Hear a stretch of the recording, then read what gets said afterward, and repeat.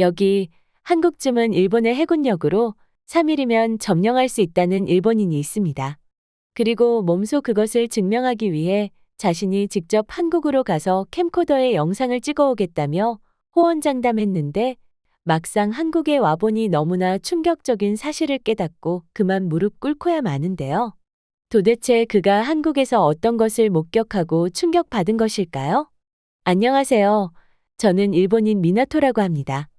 평소 일본 자위대의 군사력에 대해 관심이 많고 일본 자위대의 여러 사건 사고가 터져 나오고는 있지만 그래도 아시아에서 중국을 대적할 수 있는 나라는 오직 일본밖에 없다고 생각을 했고 한국, 대만 등의 나라는 일본 자위대의 발끝에도 못 따라올 거라고 생각하고 있었는데요.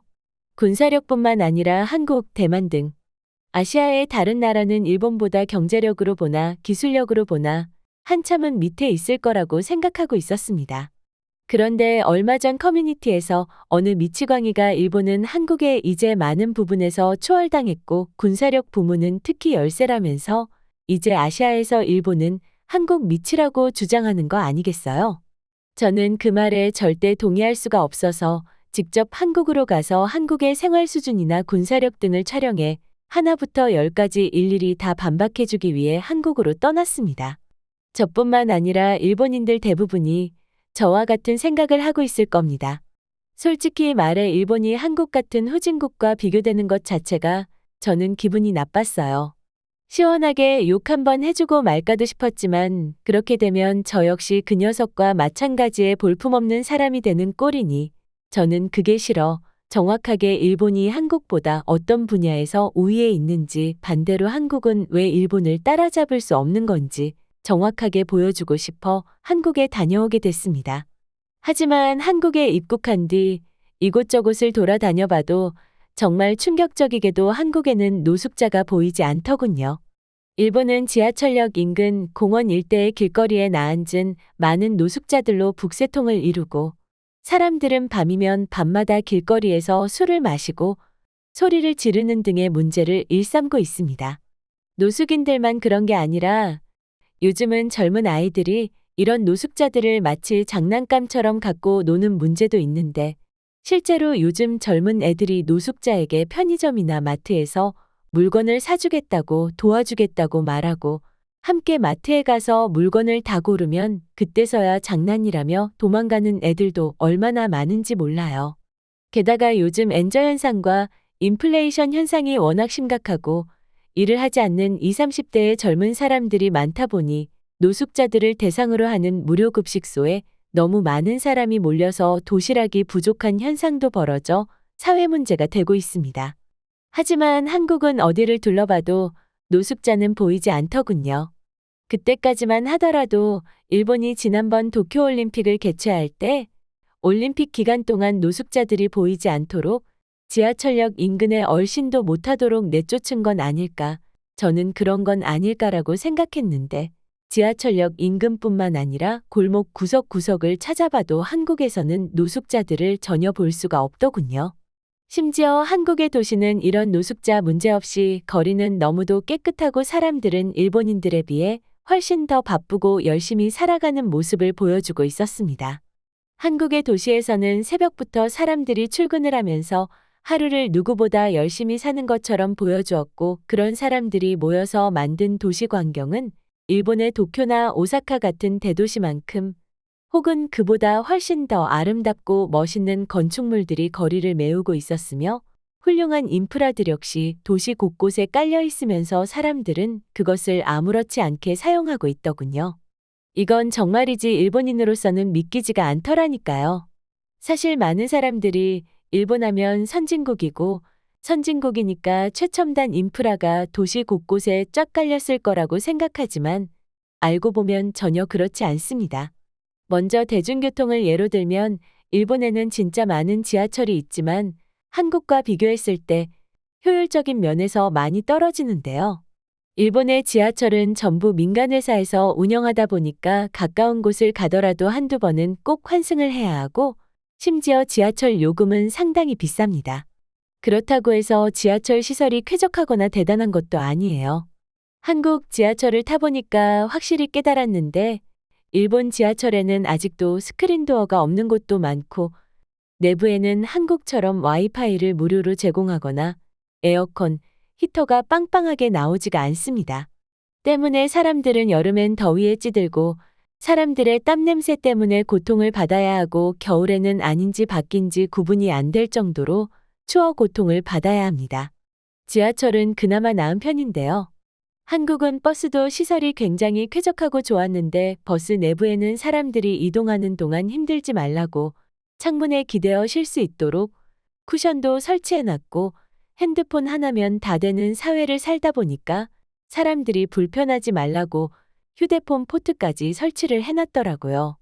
일본의 버스에서는 이런 건 당연히 찾아볼 수도 없을 뿐더러 심지어 아직도 지방 도시에서 운행 중인 버스를 타보면 에어컨이 없어서 천장에 선풍기를 달아 겨우겨우 여름을 버티는 경우가 아직도 허다하죠. 사실 저는 오사카에 살기 때문에 이런 경우는 어쩌다 한 번씩 지방 소도시로 여행을 갔을 때나 겪는 일이긴 하지만 아직도 일본 같은 나라에서 사회 인프라 시스템의 빈부격차가 이렇게 심한지 몰랐고 그땐 너무 충격받았어요. 그런데 인프라적인 부분에서만 이렇게 차이가 나는 건 아니었습니다. 사람들은 일본인들은 옛것을 중요시하는 모습이 너무 아름답다고 말하지만 사실 새로운 것을 받아들일 준비가 안 되어 있다는 말이 더 어울릴 겁니다. 물론 일본인들의 여권 소지율은 고작 26%에 불과할 정도로 아주 낮고 그렇다 보니 해외여행을 가서 새로운 문화를 경험해보지 못한 사람이 전체 인구의 80% 이상을 차지하기 때문에 우리 일본인들은 뭐가 새로운 것이고 뭐가 옛 것인지 구분도 못하고 어떤 기술이 새로 나왔는지 알지도 못하죠. 저 역시 마찬가지였으니까요. 그나마 저처럼 젊은 사람들의 경우에는 스마트폰 세대이기 때문에 SNS로 세상이 어떻게 변화하는지, 세상에 무슨 기술이 등장했는지 보고 듣지만 딱 거기까지죠. 보는 것 외에 우리가 그것을 따라가기란 불가능에 가깝습니다. 이미 한국에서는 스마트폰 하나로 전국 어디서든지 물건을 사고 파는 것은 물론 스마트폰 하나로 버스도 타고 지하철도 타고 심지어 택시도 부르고 있지만 일본에서는 여전히 택시 하나를 잡으려면 길거리에서 손을 흔들어야 되고 지하철을 타려면 현금을 내야만 하죠. 그렇게 지하철을 타면 끝인가요? 지하철 내에서 사람들의 차이는 더욱 더 극명하게 드러나더라고요. 일본 지하철에 탄 사람들 대부분은 종이로 된 책을 읽고 종이 신문을 읽습니다. 그것을 당연하게 여기고 있습니다. 하지만 한국에서는 스마트폰 하나면 다 되더라고요. 10대 어린아이들부터 70대 어른들까지 전부 스마트폰 하나로 음악도 듣고 보고 싶은 드라마, 영화도 보고 심지어 책도 스마트폰으로 읽고 있더라니까요. 게다가 일본에서는 맥도날드 같은 프랜차이즈 식당에 들어서 있는 키오스크 사용이 너무 어려워 이것저것 누르다 결국 주문을 포기하고 돌아가는 사람들이 많고 심지어 이런 새로운 신문물을 도대체 왜 사용해야 하는지 모르겠다는 일본인들의 곡소리도 끊임없이 터져나오고 있는데 한국에서는 이런 신식 기술들을 배우려는 사람들이 너무나 많더군요. 특히 나이 지긋한 어른들도 직원을 불러 혹은 주변 사람들에게 아무 거리낌 없이 기계를 어떻게 작동하는지 알려달라고 하는 모습을 봤는데 그런 용기가 도대체 어디서 나오는지 한국인들 너무 부럽게 느껴졌습니다. 이런 한국인들을 보니까 그동안 제가 얼마나 우물한 개구리였던 건지 알 것 같았고 또 일본의 저 윗사람들이 얼마나 잘못된 정보를 일본인들에게 알리고 있는지 그 때문에 일본의 갈라파고스 현상을 더욱 심화되고 있는 이 문제가 너무 부끄럽게만 느껴지더군요. 특히 한국의 경우에는 일본과 비교했을 때 언론의 자유도가 상당히 높은 것처럼 느껴졌습니다. 일본의 경우에는 조금만 정부에 대한 비난이 있으면 마치 중국의 공산당처럼 삭제해버리고 완전히 차단해버리는 경우가 많지만 한국의 경우에는 인터넷 뉴스를 보니까 정부를 향해 서슴없이 맹비난을 퍼붓고 있지만 기사가 삭제되기는커녕 더 많은 기사가 파생되는 것 같더군요. 비로소 한국이 어떻게 선진국이 될 수 있었던 건지 한국이 아시아에서 으뜸가는 민주주의 사회를 형성하고 있다는 것을 저는 이를 계기로 알게 됐습니다. 이런 사회 문제, 인프라적 요소 외에도 한국이 일본에 많이 뒤처지는 것들이 있던데 지하철을 타고 이동할 때, 길거리를 걸어 다닐 때, 음식점에서 밥을 먹을 때 등 모든 곳에서 봤던 한국인들의 키와 덩치가 일본에 비해 매우 크고 우람하다는 것이었어요. 제 키는 166cm로 일본에서는 평균 이상의 키를 가지고 있어 여자들에게 꽤 인기가 있는데 한국에서 제 키는 지극히 평범한 키였고 한국 남자들은 골격이 작고 왜소한 일본 남자들과 비교를 했을 때 도대체 뭘 먹었는지 덩치도 크고 체격이 정말 좋다고 느껴졌어요. 남자들뿐만 아니라 여자들 역시 마찬가지였는데 키도 크고 늘씬해서 일본 여자들에 비해서 훨씬 더 매력적이라고 느껴졌습니다.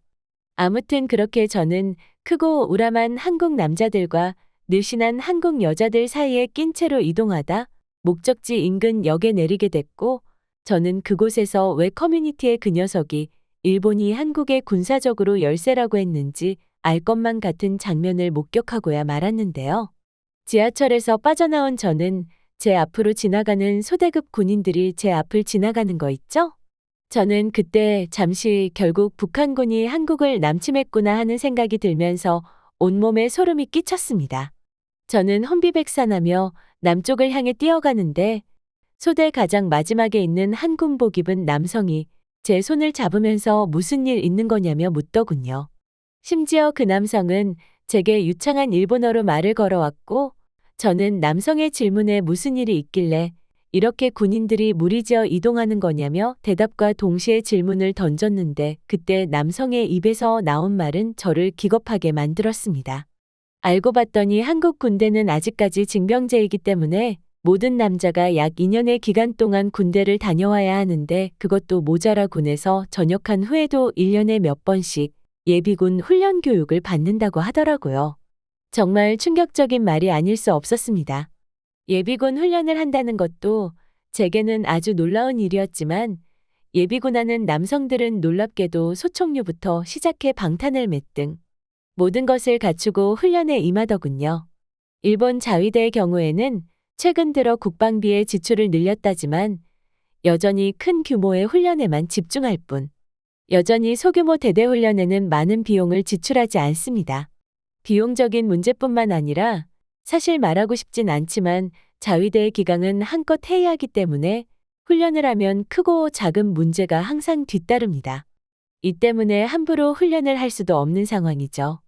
하지만 그럼에도 불구하고 저는 일본 자위대가 한국 군대를 압도할 것이라고 전혀 망설임 없이 이야기했습니다. 게다가 일본 자위대, 특히 일본의 해상자위대의 위력은 전 세계에서도 인정하는 수준이기 때문에 한국 따위는 3일 길어도 일주일 안에 점령할 수 있을 거라고 자부했습니다. 물론 한국 군대의 위용을 알고 있었지만 저는 애써 외면하려 한 것도 사실입니다. 하지만 한국 군대도 아닌 예비군의 훈련 위용을 보니까 저는 어쩌면 한국의 현재 실전 배치되어 있는 현역 군대는 훨씬 더 굉장할 것이라는 생각이 들었고 결국 제 캠코더에는 아무것도 담아오지 못했고 저는 그렇게 커뮤니티를 한동안 활동할 수 없었죠. 실제로 저는 일본의 해상 자위대의 능력을 앞세워 한국 군대를 초토화시킬 수 있을 거라고 생각했습니다. 하지만 한국의 육군 전력을 보니까 해상전에서는 이길지 몰라도 한국 군대를 박살내고 한국을 점령할 수 있을 것 같다는 제 생각은 접어둘 수밖에 없더군요. 결국 전쟁은 상대가 항복을 하지 않는 한 육군이 상대 영토에 내려 시가전에서 승리해야만 비로소 승리를 거머쥘 수 있습니다. 하지만 일본의 육상 자위대는 한국이 직접 만들어내며 세계적 위용을 떨치는 K2 전차와 K9 자주포 등을 압도할 수 있는 전차가 없고 이뿐만 아니라 한국은 미사일부터 시작해 이제는 전투기까지 스스로 만들어내기 시작했더군요. 심지어 최근에는 한국 해군력이 일본을 앞질렀다는 기사도 미국에서 흘러나오고 있었습니다. 그렇다는 건 결국 육군, 해군, 공군 어디에서도 일본은 한국을 압도하지 못하고 오히려 열세에 부딪히며 압도당하고 있고 뿐만 아니라 한국은 본토에서 자체적으로 무기를 생산하는 능력을 갖추고 있으니 더더욱 일본이 한국에 무엇 하나 이길 수 있는 방법이 없다는 뜻이겠죠. 주한미군이 없으면 한국은 아무것도 아닐 거라고 생각했던 건 그냥 저희 오만함이었던 것이고 저는 지금껏 일본의 이런 어려운 실정을 알면서도 눈 가리고 귀를 틀어막고 애써 외면하려 했지만 한국을 다녀온 뒤로 이런 일본의 안 된 현실이 피부로 느껴지면서 우울감이 느껴지네요. 오늘 준비한 사연은 여기까지입니다. 영상 끝까지 시청해주셔서 감사드리며 여러분의 구독, 좋아요, 알림 설정은 영상 제작에 큰 힘이 됩니다. 다음 더 재미있는 사연으로 찾아오겠습니다.